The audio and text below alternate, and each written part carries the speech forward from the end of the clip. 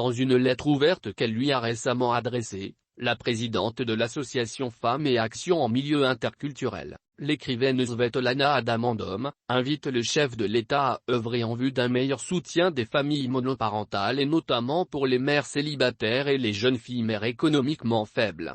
Elle n'a pas manqué de lui faire quelques propositions.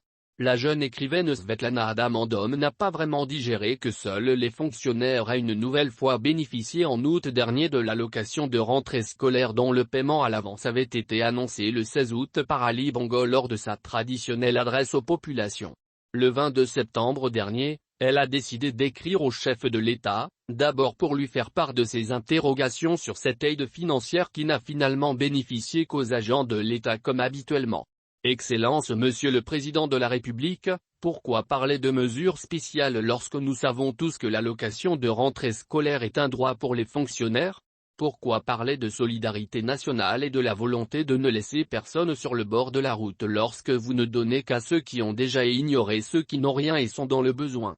Pourquoi oublier tous ces compatriotes qui chaque jour doivent tirer le diable par la queue et se débattre comme des petits diables dans l'eau bénite pour parvenir à joindre les deux bouts au quotidien? Interroge-t-elle dans la lettre qui est consultable sur sa page Facebook et dont la présidence de la République a accusé réception.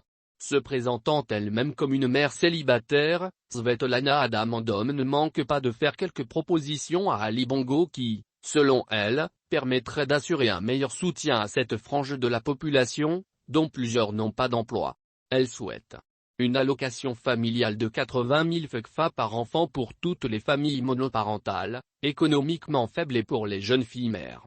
Une allocation de rentrée scolaire de 80 000 FCFA par enfant pour toutes les familles monoparentales de mères célibataires, économiquement faibles. Une aide au logement pour les familles monoparentales de mères célibataires économiquement faibles.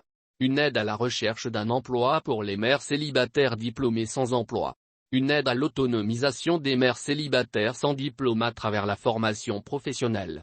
La construction de haltes garderies gratuites dans chaque arrondissement pour les enfants des jeunes filles mères et les mères célibataires, économiquement faibles. La révision du Code civil sur les obligations des géniteurs pour les enfants légalement ou non reconnus.